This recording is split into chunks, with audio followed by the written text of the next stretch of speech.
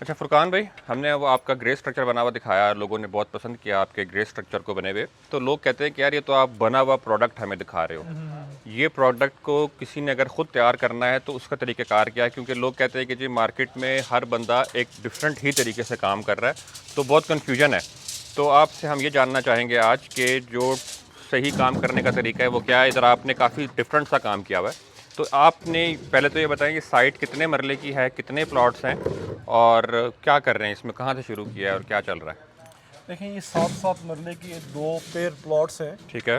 वो उस प्लॉट का नक्शा थोड़ा डिफरेंट है, इसका डिफरेंट है। ठीक है। तो आपने कहा है काम एक ले मैन के लिए आप कैसे, हम उनको बताएं कि काम कैसे करना है। देखें, ये हमारा यहाँ पे 148 का पीसीसी बेड हमने डाला है।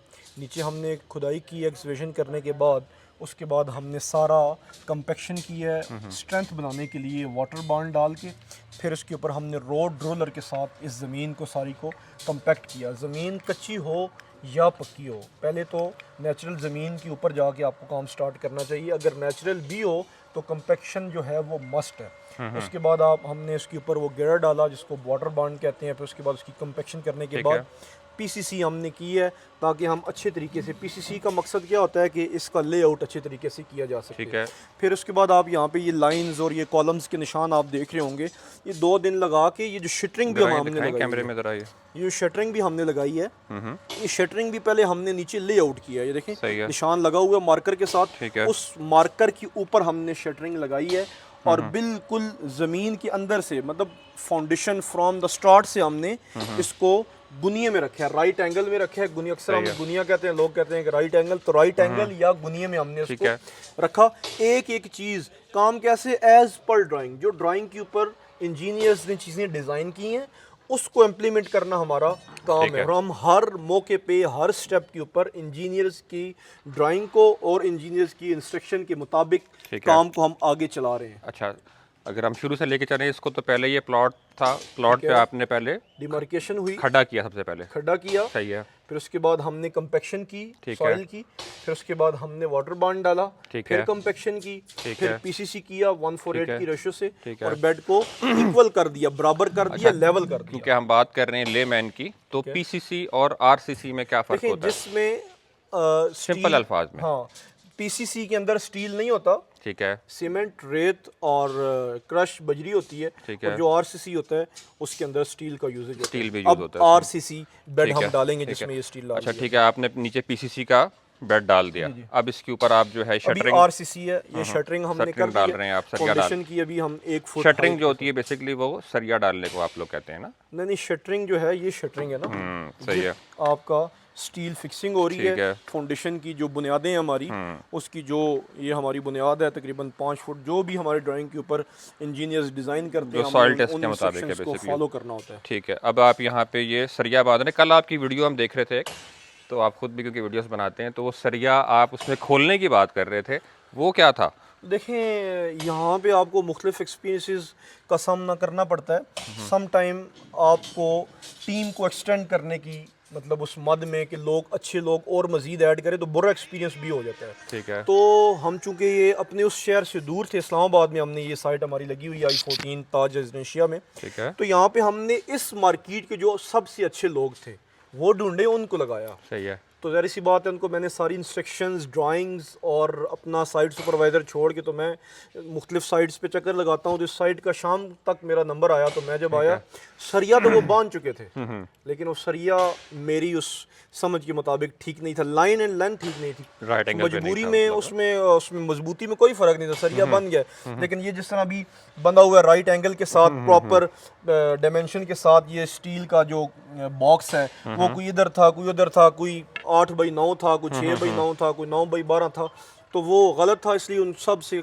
काम को उखड़वा दिया, ये सरिया दोबारा खुलवा के बाहर किया और आज फिर अपनी ही दोबारा टीम को बुला के और इसको ठीक करा। अच्छा, वैसे स्टैंडर्ड साइज क्या होता है ये बॉक्स का, कितने? देखिए, स्टैंडर्ड साइज ये आपके सॉइल टेस्ट के मुताबिक होता है। ठीक है।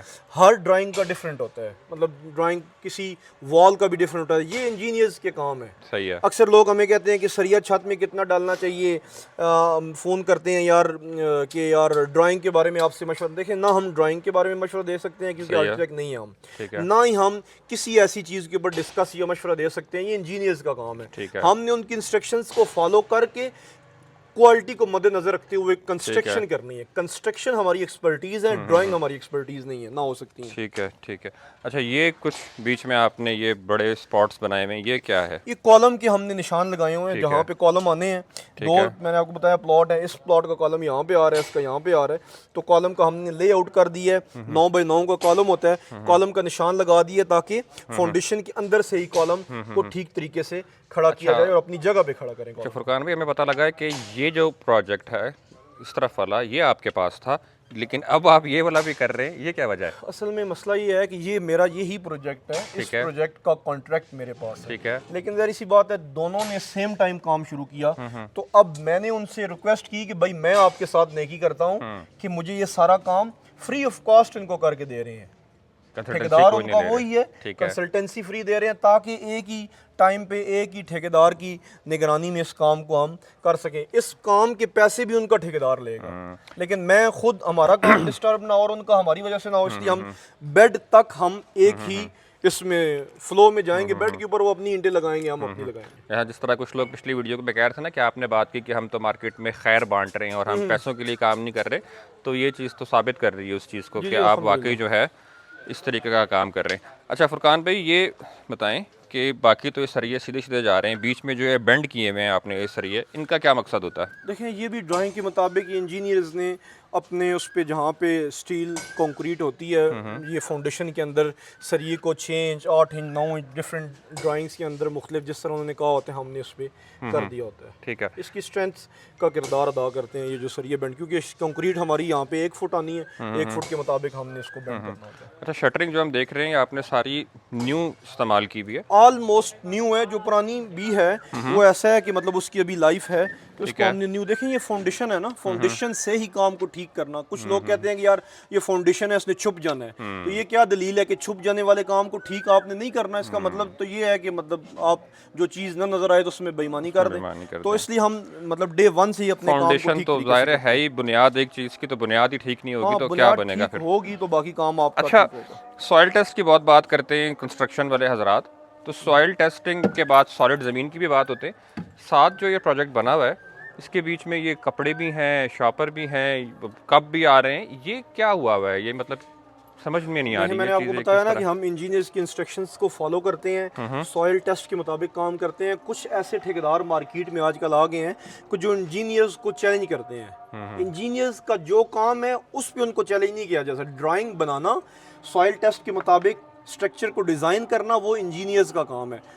उनकी इंस्ट्रक्शंस को फॉलो करना चाहिए। ये कंस्ट्रक्शन करवाना इंजीनियर का काम नहीं है। क्वालिटी को मेंटेन इंजीनियर नहीं रख सकता, लेकिन उनका जो डिज़ाइन है उसमें हम उनको चैलेंज नहीं कर सकते।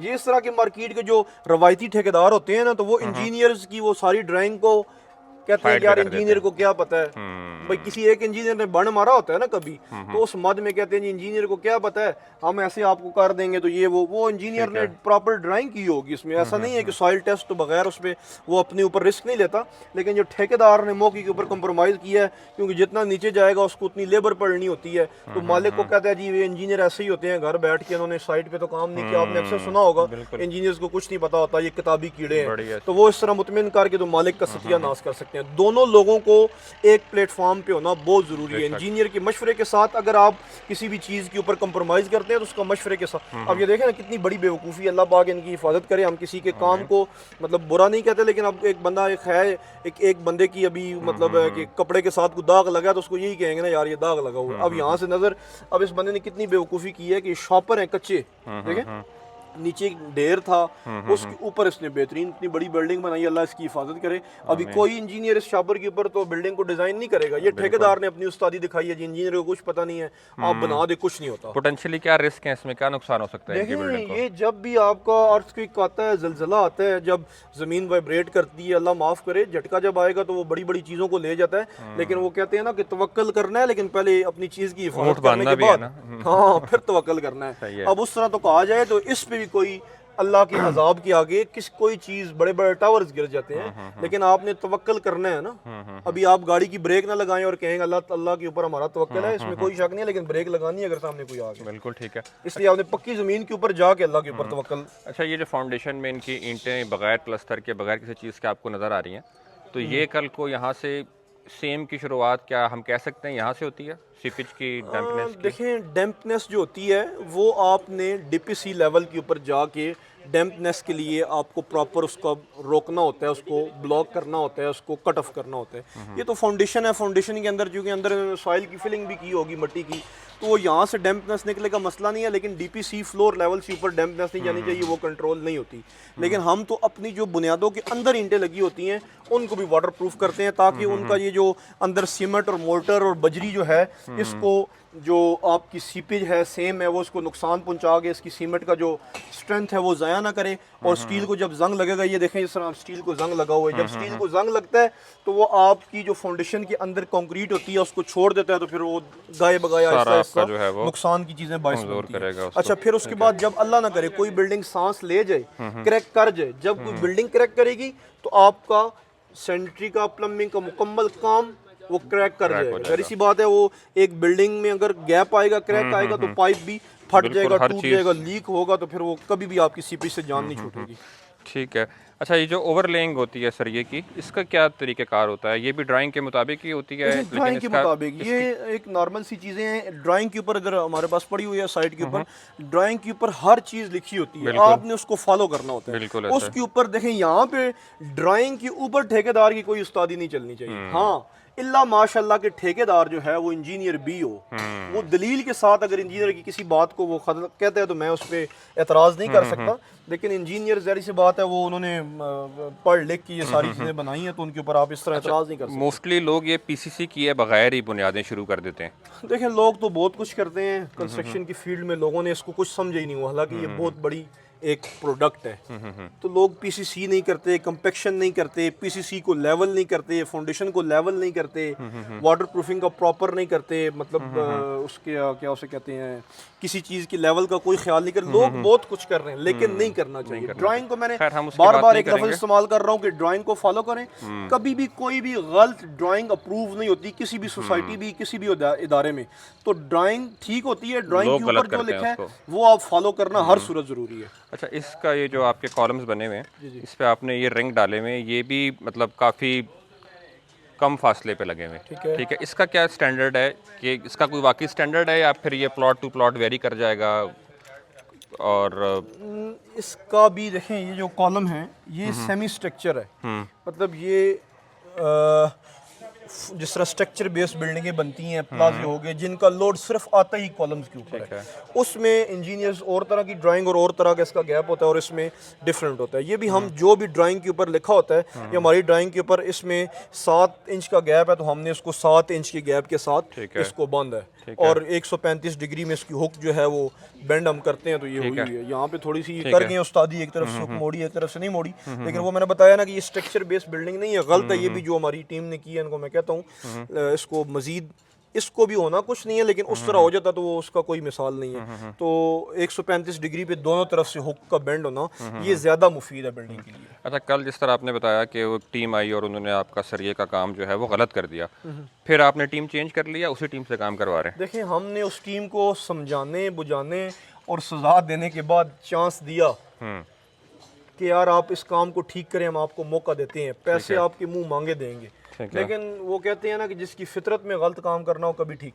तो वो अक्सर लोग ये भी कहते हैं कि यार जैसे पैसे वैसा काम, लोग पैसे नहीं देते तो हम तो भाई पैसों की तिजोरी खोल देते हैं जब किसी का काम करवाते हैं। उसकी वजह यह है कि किसी बंदे की सारी ज़िंदगी की कमाई इस बिल्डिंग में लग जाती है, तो हम तो कभी भी पैसे देने के हवाले से कोई कंजूसी नहीं करते। तो उनकी समझ में नहीं आया, वो कहते हैं सारी दुनिया ऐसे कर रही है, तो मैंने उन्हें कहा फिर निकलो इत्थों, सारी दुनिया वाला काम यहाँ पे नहीं चलना, हमने आंखें बंद नहीं करनी, जो ठीक काम है वो हमने हर फिर जो बंदा एक घर में अपना खुद काम करवा रहा है और ख़ुद ही वो कॉन्ट्रैक्टर हायर करके करवा रहा है, उनके साथ अगर इस तरह का काम हो जाता है कि काम उनकी मर्ज़ी के मुताबिक नहीं होता, उनको पता ही नहीं होता ना, जो खुद वाला तो सीन ही नहीं है ना। खुद क्या होता है, खुद देखें, एक फील्ड है कंस्ट्रक्शन की, ठेकेदार गलत नहीं है, कुछ लोग गलत हैं, इंजीनियर्स गलत नहीं है, कुछ लोग गलत हैं। खुद काम करवाने वाला कोई सीन नहीं है। कोई ये कहे कि आपकी वीडियो या मेरी वीडियो देख के मैं खुद काम करवाऊंगा, बहुत सारे मसाइल हैं। यहाँ पे 400 बंदे को दिन को गालियां भी निकालनी पड़ती हैं, किसी को डांटना भी पड़ता है, किसी जगह स्टैंड भी लेना पड़ता है, बहुत मसाइल हैं। आप किसी भी लेबर को नहीं, हमारा ये बिजनेस है, हम इसको करना जानते हैं, करवाना काम जानते हैं। खुद कभी कोई बंदा जो खुद देखें, देग के अंदर जो मसाला जात डलते हैं, अगर वो आप किसी से पूछ के तो आप देग खुद पका लेंगे। नहीं। अच्छा, वो इंजेक्शन लगाना किस तरह आराम से ऐसे ही लग रहा होता है ना। तो ये तो कोई दलील ना हुई कि देख के मैं काम करूं, जिसका काम उसी को साथ, जो प्रोफेशनल है उनसे काम करवाएं। लोग खुद करवाने का लोगों को शौक नहीं होता, लोगों का ये ध्यान होता है कि 2-4 लाख रुपया ये जो हमसे ले रहा है वो बच जाए, जबकि वो बचना नहीं होता, उसके डबल लग जाता है। तो खुद शुद्ध वाले सीन वाले को तो मैं नहीं बिल्कुल। अक्सर लोग कह भी रहे होते हैं ना कि जी हमने तो खड़े होकर सर पे काम करवाया था, फिर भी गलत हो गया, फिर भी क्रैक आ गया, फिर भी इसी पे जा गया। खड़ा रहेगा कोई सर के ऊपर, उसको खुद काम का पता नहीं है, तो खड़ा होने का उसका क्या फायदा, कैसे ठीक करेगा? टाइम जाया करेगा, अपना भी थकेगा भी। खड़ा रहे कोई बंदा, मिसाल के पास खड़े हुए लोग गलत काम करवा, लोगों को पता ही नहीं है। अच्छा, तो अभी आपकी ये एक बिल्डिंग आप कह रहे हैं कि स्ट्रक्चर बेस्ड नहीं है, ऐसा ही है? हाँ, ये सेमी स्ट्रक्चर है यहाँ पे, मतलब है कि स्ट्रक्चर ठीक है, बेस्ड बिल्डिंग नहीं है ये, तो ठीक है। रेजिडेंशियल। अच्छा, बुनियादों में लोग कहते हैं कि किसी भी तरीके की ईंट घुसा दो ना, कहते हैं कि जो भी मिल रहा है कच्चा पक्का खिंगर सब लगा दो। तो बुनियादों वाली ईंटें पड़ी हैं आपकी, वो भी देख लेते हैं ज़रा कि बुनियादों में क्या लगाना चाहिए और क्या फ़र्क है ईंट का। नहीं, देखें, बुनियादों में वही मैंने आपको कहा, लोग कहते हैं छुप जाने वाली चीज़ के ऊपर कंप्रोमाइज़, किसी चीज़ के ऊपर कंप्रोमाइज़ नहीं करना चाहिए। जो अव्वल ईंट ऊपर लगती है वही अव्वल ईंट बुनियाद के अंदर लगनी चाहिए। लोग कहते हैं खंगर ईंट का इस्तेमाल करना इंतहाई गलत है। किसी भी इंजीनियर से इसका आप पूछें, खंगर ईंट मजबूत ज़रूर है, लेकिन खंगर ईंट पकने के बाद इतनी मुलायम हो जाती है कि ना वो तर होती है और ना ही उसकी बॉन्डिंग होती है, वाटर एब्जॉर्प्शन खत्म हो जाती है, वाटर ऑब्जर्वेशन उसकी खत्म हो जाती है। तो आप खंगर ईंट को इस्तेमाल नहीं, आपने ईंट वो इस्तेमाल करनी है जो तर भी हो और मजबूत भी हो। ऐसा नहीं है कि आप मतलब है कि खंगर ईंट मजबूती के चक्कर में इस्तेमाल करें और उसको ना तराई और ना ही बॉन्डिंग हो मसाले की। सही है, सही है। चलें, ठीक है फुरकान भाई, अब इसके बाद जो काम आपका मजीद चलता रहेगा तो आपको गाय बगाए हम तंग करते रहेंगे, आपसे अपडेट्स इंशाल्लाह जो है लेते रहेंगे। जज़ाकल्लाह, अस्सलाम वालेकुम।